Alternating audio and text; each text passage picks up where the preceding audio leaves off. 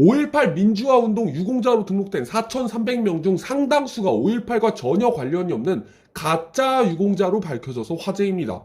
현재 입수한 유공자 명단에 따르면 5.18 관련 진실을 찾는 사람들이 광주 5.18 기념탑에 적혀있는 명단과 5.18 관련 단체들의 자료와 관계자 증언, 언론 보도 등을 취합해서 7년여 동안 데이터 작업을 거친 자료라고 합니다.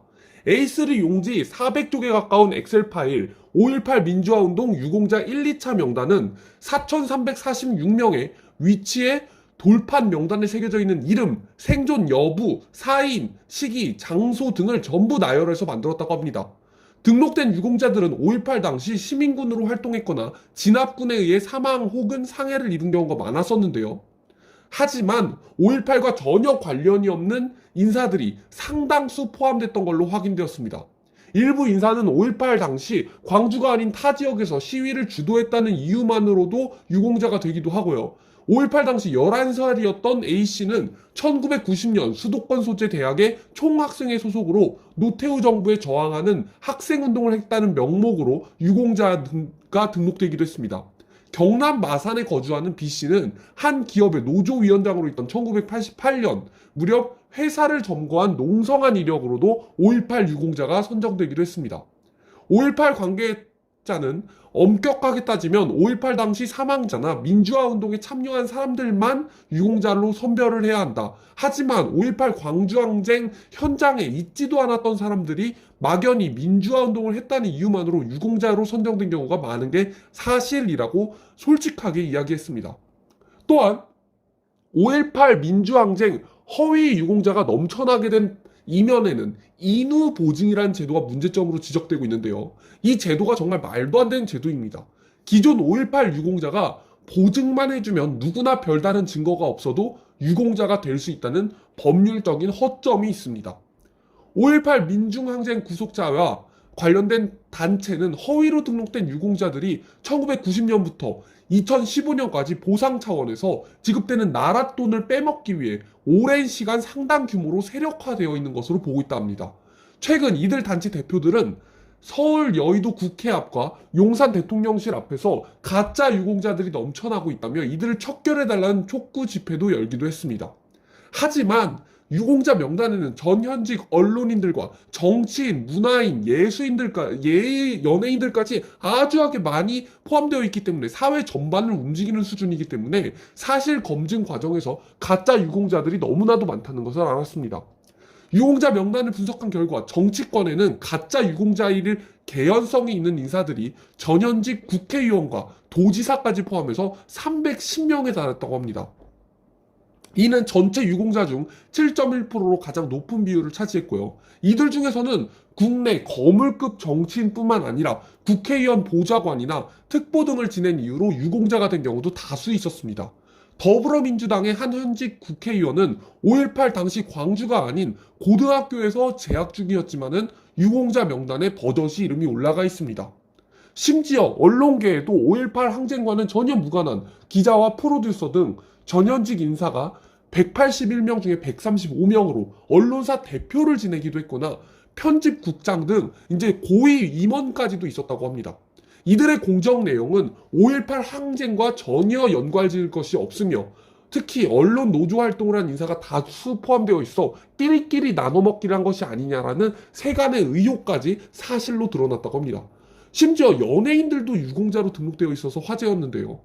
한 중견 가수는 자신이 부른 노래 중 한 곡이 5.18을 연상시킬 수 있다는 이유만으로도 유공자가 되었습니다.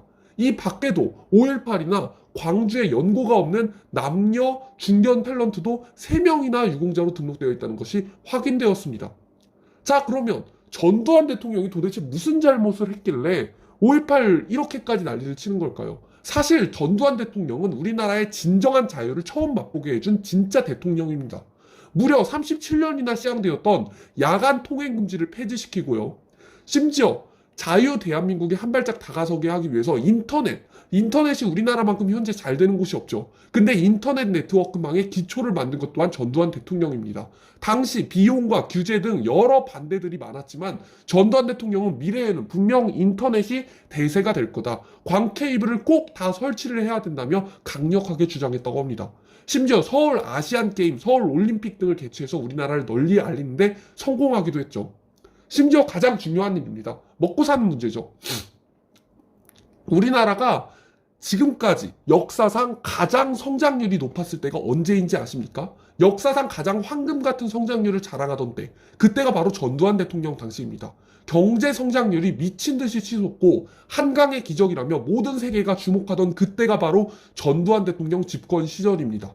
전두환 대통령은 쿠데타 성공 직후부터 경제과외를 받기 시작해서 경제라면은 모르는 게 없는 김재익과 함께 우리나라 경제를 완벽하게 만들었고요. 심지어 전두환 대통령이 잘 사는 사람만 잘 사게 만드는 것이 아닙니다.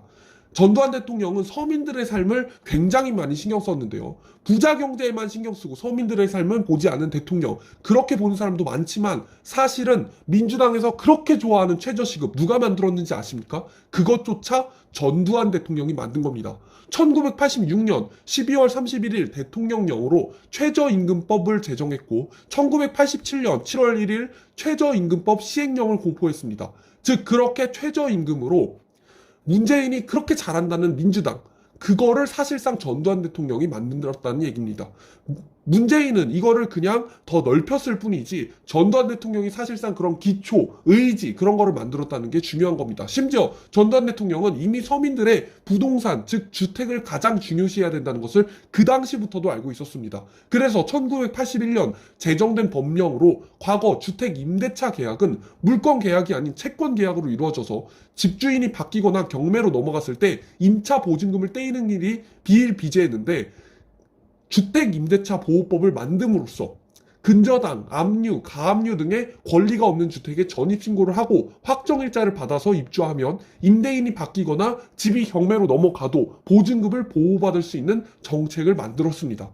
무조건 세입자를 보호하려는 목적으로 설계되어 거의 40여 년이 지난 지금도 전월세 계약을 마음 놓고 할 수 있는 게 바로 이 주택임대차 보호법 덕분인데 어마어마한 서민들이 이 법의 혜택을 받은 관계로 대다수의 전문가들은 물가 안정과 더불어서 전두환의 가장 큰 업적이라고 말하고 있습니다.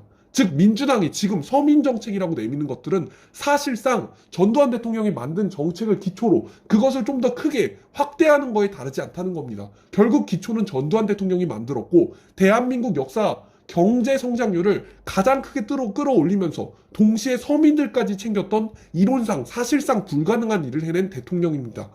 또한 노무현이나 문재인이 그렇게 이야기하는 행복 추구권, 복지 정책 그것조차도 전두환 대통령이 도입한 것입니다. 전두환 대통령 시절에 법의 최초로 행복 추구권이라는 개념을 도입했다고 합니다. 이 개념이 중요한 이유는 자유권과 가장 긴밀한 관계를 맺고 있는 법으로 자유 대한민국의 핵심이기 때문입니다. 대한민국의 역대 대통령들 중에서 행복추구권이라는 건 개념을 법에 처음 적용한 것은 매우 기념비적인 업적이라고 할 수 있습니다.